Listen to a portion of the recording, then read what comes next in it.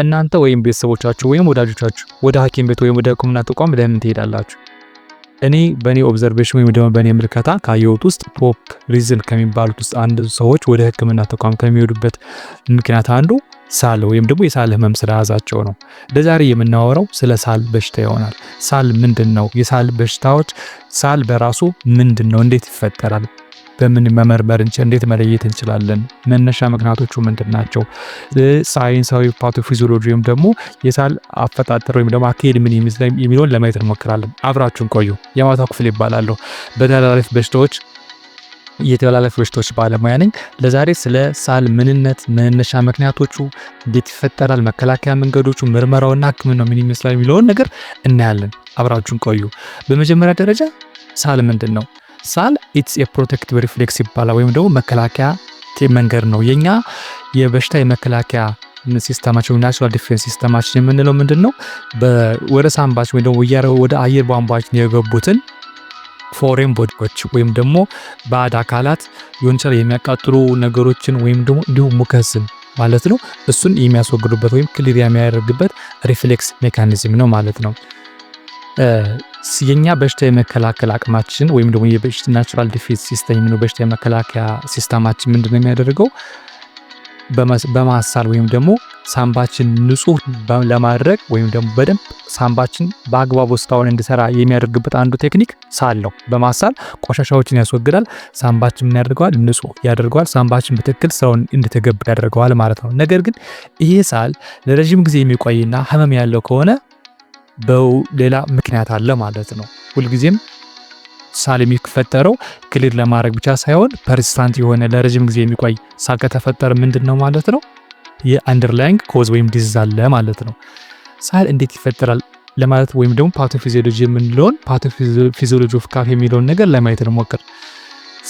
ሳል በዋናነት 4 ኪ ስቴፖች አሉት ሳል እንዲፈጠር የሚያደርጉት ማለት ነው። የሳል ፓቶፊዚዮሎጂ ወይም ደግሞ ሳይንሳዊ አሰራሩ ምን ይባላል? 4 ስቴፖች ሜን ስቴፖች አሉት። ሴንሰሪ ሪሴፕተር አለ፣ ሲግናል ትራቭሎች አሉ፣ ብሬን አለ፣ ከዛ ኮማንድ ሴንተር አለ ማለት ነው። ሴንሰሪ ሪሴፕተር ለምን ያደርጋል? የኛ ኤርዌይ ወይም ደግሞ ኤርዌይ ዲቴክት ያደርጋል። ኢሪቴሽኖች ለምሳሌ ከአቧራ የሚፈጠሩ ከጭስ ወይም ደግሞ ከኢንፌክሽን አማካኝነት የሚፈጠር ኢሪታንት ነገር ወደ አየር ቧንቧችን የሚጎዳ ነገር ወደ ሰውነታችን እንደገባ ሴንሰሪ ሪሴፕተሮች ምን ያደርጋሉ? ምልክት ይሰጣሉ ማለት ነው።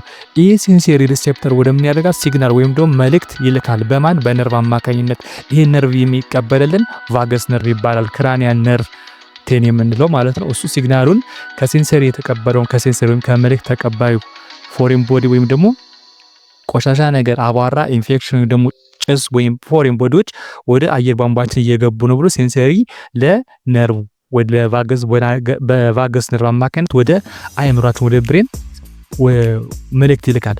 መሀል ላይ ያለው ብሬን ወይም ደግሞ ሜዱላ ኦብሊንጋታ የምንለው የብሬን ሪሴፕተሩ ወይም ሴንሰሩ በቫገስ ነርቭ ይሄን መልእክት ሲመጣለት ምን ያደርጋል? ብሬን ፕሮሰስ ማድረግ ይጀምራል። የብሬን ፕሮሰስ ይጀምራል። ይሄ ብሬን ፕሮሰሱ ምንድነው የሚያደርግልን? ምን መልእክት ምላሽ እንዲሰጥ ማለት ነው። ምላሽ እንዲሰጥ ፕሮሰስን ያደርጋል። በዚህ ምክንያት ፍሬኒክ ነርቭ እና ስፓይናል ነርቭ የሚባሉት የነርቭ ሲስተሞች አክቲቬት ይሆኑና ሪስፓራቶሪ መስል ምን ያደርጋል ማለት ነው? ሬዲ እንዲሆን ያደርጋል። መልእክት ቶሎ ፊድባክ ፎሬን ቦዲ ወይም ጠላት እየገባብን ነው ብሎ ለሪስፓራቶሪ መስል ወይም ደግሞ ለጡንቻ መስሎች ጡንቻው ለመተንፈሻ ጡንቻዎች ወይም ሪስፓራቶሪ መስሎች መልእክት ይልካል። ሬዲ እንዲሆን ያደርጋል። ፋይናሊ ግሎተስ የምንለው ምን ያደርጋል? ሳደንሊ ኦፕን ያደርጋል። ግሉታይስ ማለት ነው። ኦፕን ያደርግና አየሩን ያንን ያስወጣዋል። በዚህ ምክንያት ሳል ይፈጠራል፣ ኤር ይፈጠራል ማለት ነው። ይሄ ምንድነው? ይሄ ሳል ሲፈጠር አንደኛ ክሊር ያደርገዋል። ኤርዌውን የአየር ቧንቧችን ክሊር ያደርግልናል ማለት ነው። ለዛ ነው ብዙ ምንድነው ምን ስለው ማለት ነው። ሴንሰሪ ሪሴፕተር አለ ወይ? ሴንሰሪ ሪሴፕተሩ ፎሬን ቦዲ እንደገባለት ኢንዲኬት ያደርጋል። ዜን በቫገስ ነርቭ አማካኝነት ወደ ማዕከላዊ የነርቭ ስርዓት ይደርሳል። ማዕከላዊ የነርቭ ስርዓት ደግሞ ብሬን ሜሴጁን ፕሮሰስ ያደርጋል። ፋይናሊ ለፍሬኔዲክ ነርቭና ለስፓይናል ነርቮች ምላሽ እንዲሰጡ ሪል ያደርጋቸዋል። በዚህ ምክንያት ግሎተስ ሳይነልን ይከፈትና እንሰላለን ማለት ነው። ሳል በምን ይፈጠራል? ወይም ኮዝ ኦፍ ወይም የሳል ምክንያቶች ስንል በብዙ ምክንያቶችን መጥቀስ ይቻላል። በብዙ ምክንያቶች አሉት ሳል የሚፈጥሩ ማለት ነው። ሳሉ ሾርት ተርም ወይም አኪዩት ካፍ ነው ወይስ ክሮኒክ ካፍ ነው ብለን እንከፋፍለው። ለምሳሌ አኪዩት ሳል በሶስት በዋናነት ዱሬሽኑ በሶስት ይከፈላል ወይም ጊዜው ማለት ነው። አኪዩት ካፍ አለ፣ ሰብ አኪዩት ካፍ አለ፣ ክሮኒክ ካፍ አለ ማለት ነው። ሰብ አኪዩት ካፍ የምንለው ከ2 ሳምንትና ከዛ በታች 3 ሳምንትና ከዛ በታች የሚያስለን ከሆነ ሳሉ ከጀመረ እስከ 3 ሳምንት ባለው በ3 ሳምንት ውስጥ ጊዜ ውስጥ የሚያልቅ ከሆነ አኪዩት ካፍ ይባላል ማለት ነው። ብዙ ጊዜ ይሄን የሚያስከትሉት ቫይራል ኢንፌክሽኖች ናቸው። ቫይራል ኢንፌክሽኖች ያሉ ዘ ሞስት ኮመን ምንድነው ማለት ነው ጉንፋን የሚያመጣው ቫይረስ ያስከትላል። ብሮንካይተስ እንዲሁም ኒሞኒያ ወይም ሳምባ ምች ብዙ ጊዜ አኪዩት ካፍ ነው ያላቸው። በ3 ሳምንት ውስጥ እንትን ያላሉ ጊዜያቸው ያልቃል ማለት ነው። ሰብ አኪዩት ካፍ ምንለው ደግሞ ከ2 ሳምንት ከ3 ሳምንት እስከ 8 ሳምንት ከ3 ሳምንት እስከ 8 ሳምንት ያለውን ጊዜ የሚወስድ የሳል አይነት ከሆነ ደግሞ ሰብ አኪዩት ካፍ ይባላል። ይሄ ብዙ ጊዜ አለርጂዎች ሲኖሩ ኢንፌክሽን ሲኖር እነሱን የሚከሰት ሰብ አኪዩት ካፍ ነው ማለት ነው። ከ3 ሳምንት እስከ 8 ሳምንት ያለው ሰብ አኪዩት ካፍ ይባላል። ክሮኒክ ካፍ የምንለው ከ8 ሳምንትና ከዛ በላይ ወይም ከ2 ወርና ከዛ በላይ አንድ ሰው ሳል ከቆየበት ክሮኒክ ካፍ አለው ይባላል ማለት ነው። ብዙ ጊዜ ክሮኒክ ካፍ እንዲፈጠር የሚያደርጉ ምክንያቶችን ስናይ አንደኛው አስማ፣ ለምሳሌ የአስም ህመም ካለ፣ የሳምባ ነቀርሳ ወይም ቲቢ ካለ፣ ሲኦፒዲ ወይም ክሮኒክ ኦብስትራክቲቭ ፑልሞናሪ ዲዚዝ የምንለው የሶስት በሽታዎች ጥምር ማለት ነው። የአስም የኢንፊዚየማ የምንለውና በዋናነት ክሮኒክ ኦብስትራክቲቭ ፑልሞናሪ ዲዚዝ የምንለው ወይም ደግሞ የኢንፊዚየማ እና የብሮንኪያል አስማ እንዲሁም ብሮንካይቲስም ይጨምራል። እነዚህን ብሮንካይቲስ ሶስቱን በአንድ ላይ የያዘው ሲኦፒዲ ወይም ደግሞ የአየር ቧንቧ መጥበብን የሚያስከትለው ማለት ክሮኒክ ኦብስትራክቲቭ ፑልሞናሪ ዲዚዝ የምንላቸው እና አሲድ ሪፍሌክስ ወይም ጋስትሮኢሶፋጃል ሪፍሌክስ ዲዚዝ ወይም ደግሞ GERD ጀርድ ብለን የምንጠራው የህመም ክሮኒክ ካፍ ወይም ደግሞ ለረጅም ጊዜ የሚቆይ ሳል ያስከትላሉ ማለት ነው። ሌላው የተለያዩ ሜዲኬሽኖች አሉ ማለት መድኃኒቶች፣ በመድኃኒት ምክንያት የሚከሰት የሳል ለረጅም ጊዜ የሚቆይ ለምሳሌ አንደኛው ACE ኢንሂቢተር እንለዋለን። ለደም ግፊት አገልግሎት የሚለው አንጂዮቴንሲን ኮንቨርቲንግ ኤንዛይም ኢንሂቢተሮች የምንላቸው እነሱ ራሱ ፐርሲስታንት ካፍ ወይም ለረጅም ጊዜ የሚቆይ ሳል ያስከትላሉ ማለት ነው። እነዚህ ምክንያቶች ናቸው። ይሄ ከሆነ አንድ ሰው ሳል ይዞ ሲመጣ በምን መንገድ እንመረምረዋለን ማለት ነው። እንዴት ዲያግኖስ እናደርገዋለን? ክሊኒካል አፕሮቹ ወይም ዲያግኖስ አፕሮቻችን ምን ይመስላል የሚለውን ነገር እንመለከተው። ሲስተማቲክ አፕሮች ያስፈልጋል። የሳልን ኮዙን ለማወቅ መነሻ ምክንያቶችን ለማወቅ ሲስተማቲክ አፕሮች መከተል አለብን ማለት ነው። ከምን ይጀምራል? እንደ አንድ ክሊኒሻን እንደ አንድ የጤና ባለሙያ ሂስትሪ ቴኪንግ ነው ሁሌም ቢሆን ማለት ነው። የትኛውም ዲዚዝ ሲመጣ ሂስትሪ ቴኪንግ ነው ቅድሚያ የሚወስደው። ሂስትሪ ቴኪንግ ስጠይቅ መጀመሪያ ሳሉ መቼ ጀመረ ነው፣ ዱሬሽኑን እንጠይቃለን። ወይን ዘ ካፍ ስታርት ቢጊን ነው፣ ካፉ ወይም ሳሉ መቼ ጀመረ ነው። ከዛ ካራክተሪስቲክስ ኦፍ ካፍ የምንለው ነገር አለ። ሳሉ መቼ ጀመረ፣ ዌትስ ኢትስ ድራይ ኦር ፕሮዳክቲቭ ነው ምንላለን። ፕሮዳክቲቭ ነው ወይስ ደግሞ ማለት ምንድነው አክታ ያለው ወይስ ደረቅ ሳል ነው የሚለውን ነገር እናያለን። ኢን ዘ ኔክስት ምንድነው አሶሺየትድ ሲምፕተሞች አሉ። ለምሳሌ ከሳሉ ጋር ምን ይኖራል? ትኩሳት አለ ወይ? የትንፋሽ ማጠር አለ? ክብደት መቀነስ፣ የምግብ ፍላጎት መቀነስ፣ የደረት ውጋት ማለት። ሌላው ደግሞ ደም የቀላቀለ አክታ ብለድ ስቴንት ስፑተም ወይም ሄሞፒቴሲስ የምንለው አለ ወይስ የለም የሚለውን ነገር እንወስዳለን። ሌላው ድራግ ሂስትሪያቸውን እንወስዳለን።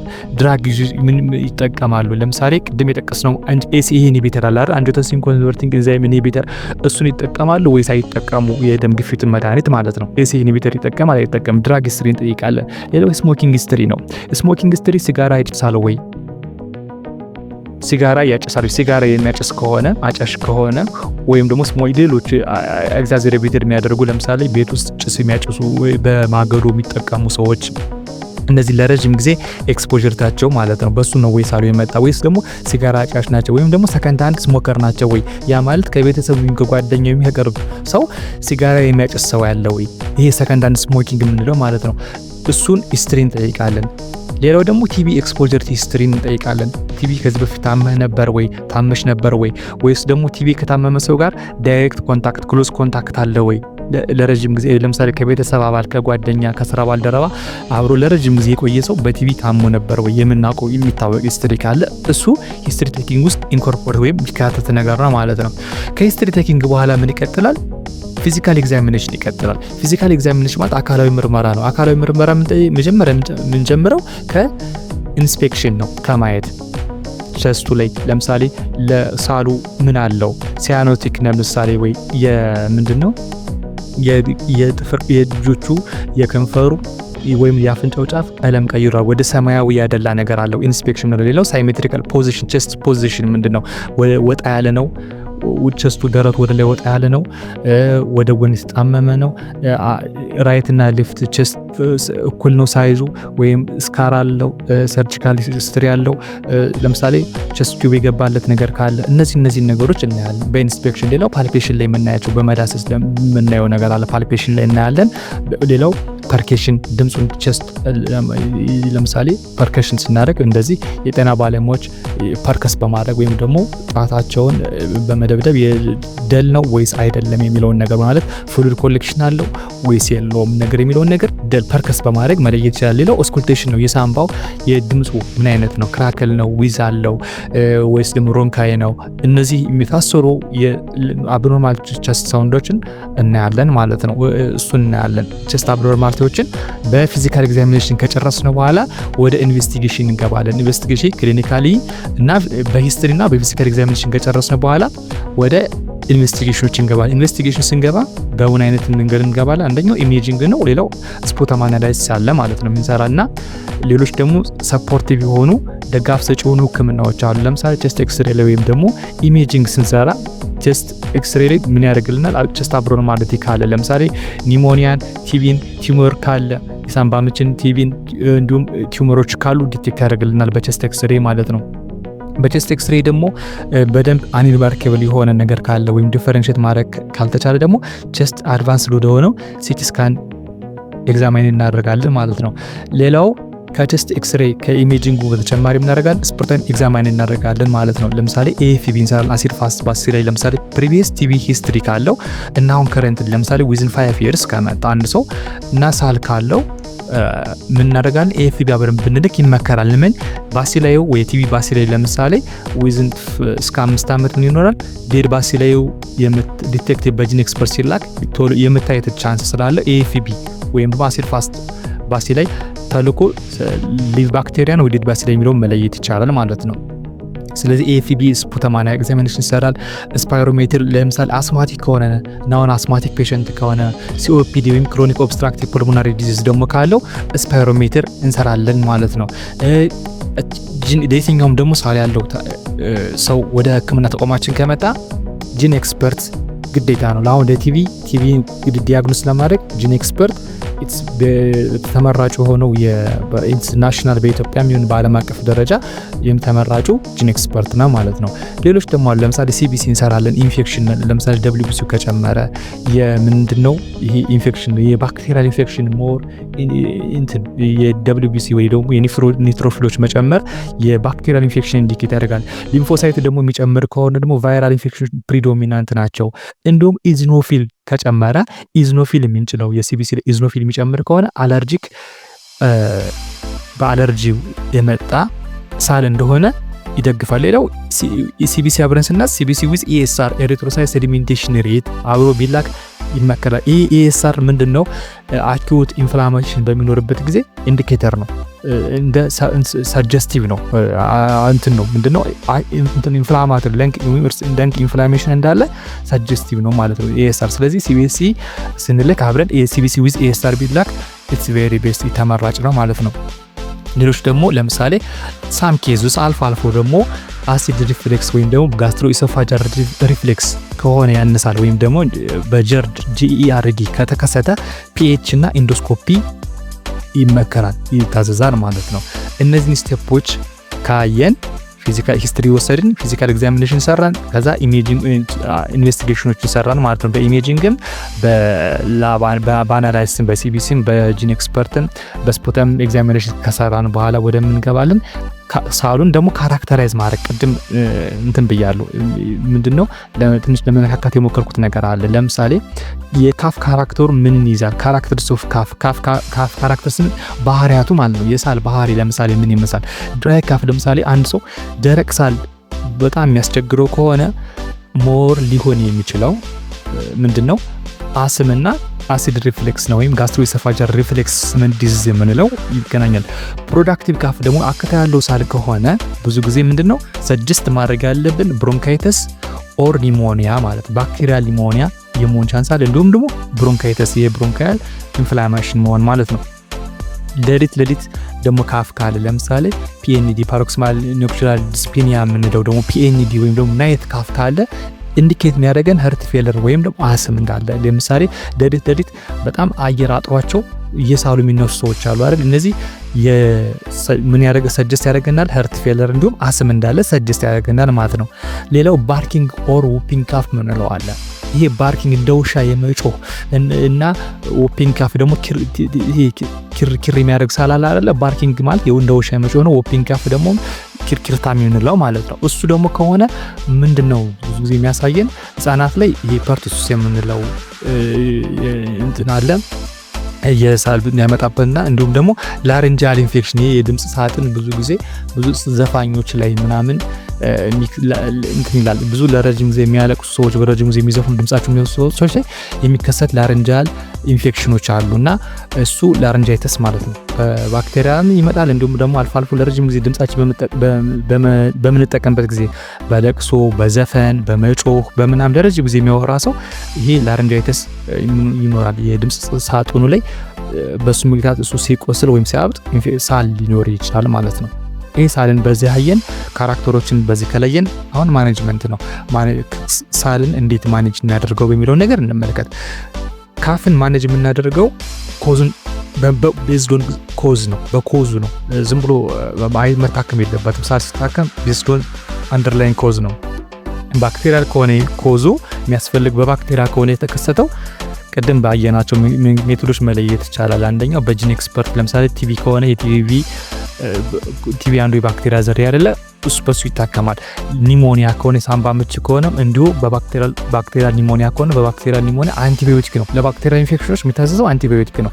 ሌላው አስም ወይም ደግሞ ሲኦፒዲ ከሆነ አስማቲክ ፔሸንቶች ወይም ደግሞ ክሮኒክ ኦብስትራክቲቭ ፑልሞናሪ ዲዚዝ ያለባቸው ሰዎች ከሆነ መታከም ያለባቸው አስምን ከሆነ በብሮንኮዲላተሮች እና ኢንሄልድ ኮልድ ኮርቲኮይዶች በእነዚህ ሲኦፒዲንም አስምን በሁለቱ ነው መታከም ያለበት።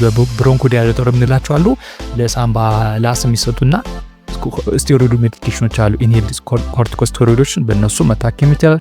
ቲቪ ከሆነ ደግሞ ባክቴሪዮሎጂካል እንዲሁም ደግሞ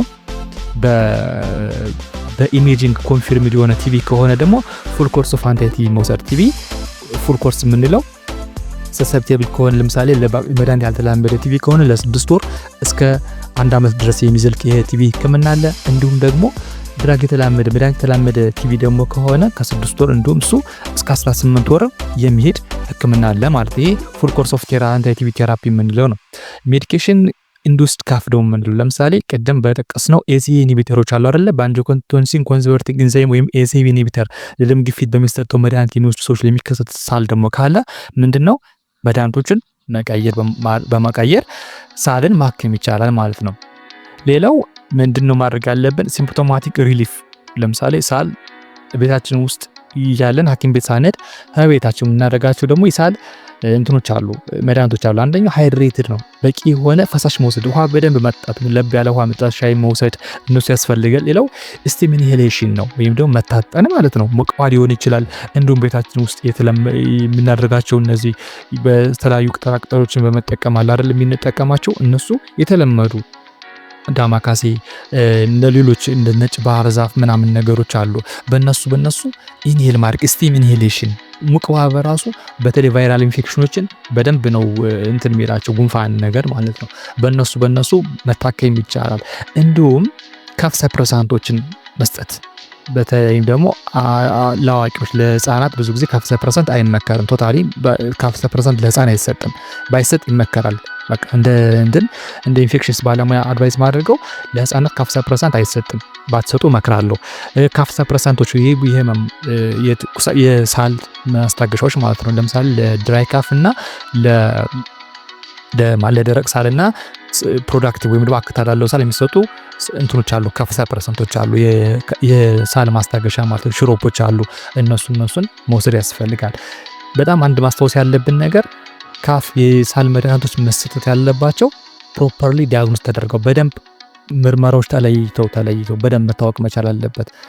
ምክንያቱም ዲያግኖሱ ያልተልቅ ሳይለይ ብዙ መድኃኒቶችን መውሰድ አንደኛ ለመድኃኒት መላመድ ይዳረገናል። ሌላው ደግሞ ጉበታችንንም ሌሎች ነገሮችንም ስለሚጎዳ ካፍ ሜዲኬሽኖች ፕሮፐርሊ ዲያግኖስ ከተደረገ በኋላ መስጠት ያለበት ማለት ነው። በመጨረሻም በዓለም ላይ ያለውን በርደን የሳል በርደን ስናይ ከ20% በላይ ማለት በዓለም ላይ ካሉ ሰዎች ውስጥ ወደ ጤና ተቋም ከሚሄዱት ውስጥ 20%ዎቹ ከ10 እስከ 20%ዎቹ የሳል ኮምፕሌን ነው የሚሄዱት። ያስለኛል ቢል ነገር ነው ይዞት የሚሄዱት ማለት ነው። በተለይም ደግሞ በአፍሪካ ሳል ያለበት ሰው ወደ ጤና ተቋም ሲመጣ ፕራዮሪቲ የሚሰጠው ቲቪ ነው። ቲቪ ዲያግኖስ ነው። በቃ ቲቪ ማንኛውም ሳል ካለ ማንኛውም ሰው ወደ ሐኪም ቤት ሲመጣ ሳል ካለበት ፕራዮሪቲ መሆን ያለበት ቲቪ ስክሪን ማድረግ መቻል አለበት ማለት ነው። በተለይም ሃይ ቲቪ በርደን ያለባቸው ሀገራት እንደ ኢትዮጵያ፣ ሌሎችም ሀገሮች እንደ ናይጄሪያ ምናምን አይነት ሀገራት ቲቪ ፕራዮሪታይዝ የሚሰጠው ዲያግኖስ ነው ማለት ነው። ስለዚህ በዚህ መንገድ ቲቪን መለየት እና የሳል በሽታዎችንን እንዲሁም ቲቪን ስርጭቱን መቀነስ ይቻላል ማለት ነው። በመጨረሻ በጣም ወሳኝ የሆነው ነገር ፕሪቬንሽን ነው። ኦልዌይስ ፕሪቬንሽን ፕራዮሪታይዝ መደረግ መቻል ከትሪትመንት ይልቅ ፕሪቬንሽን ላይ ነው በደንብ ምንትን ማለት ያለብን። ስለዚህ ሳል ለመከላከል ምን ማድረግ አለብን ስንል አንደኛ ማስክ በአግባቡ መልበስ ያስፈልጋል። እጃችንን በሚገባ መታጠብ፣ ሲጋራ አለማጨስ፣ እንዲሁም ሌሎች ጭስ የሚሰሩ ነገሮች ላይ መራቅ። በተለይም ደግሞ ለረጅም ጊዜ በእንጨትም በኩበትም የሚጠቀሙ ሰዎች ከጭስ በተቻለ መጠን መራቅ አለባቸው። እሱ ካልተቻለ እንኳን አቅማቸው ማይፈቅድ ከሆነ ደግሞ ዘመናዊ የሆኑ ጭስን ማለት ዘመናዊ የሆኑ ማብሰያ መንገዶችን መከተል ያስፈልጋል ማለት ነው። ጭሱ ወደ ሰውየው ማይመጣው ወደ ሴት ወደ አብሳያ ወደ እናትየዋ ወይም ወደ ሰውየው ማይመጡበትን መንገድ ወደ ውጭ የሚወጡ ጭሶች ዘመናዊ ማብሰያ ምድጃዎች አሉ። እነሱን በመጠቀም በዚህ የሳል በሽታን መከላከል ይቻላል ማለት ነው። አመሰግናለሁ ለነበረን ቆይታ። ላይክ፣ ሼር፣ ሰብስክራይብ በማድረግ አበረታቱኝ። በጤና ቆዩኝ።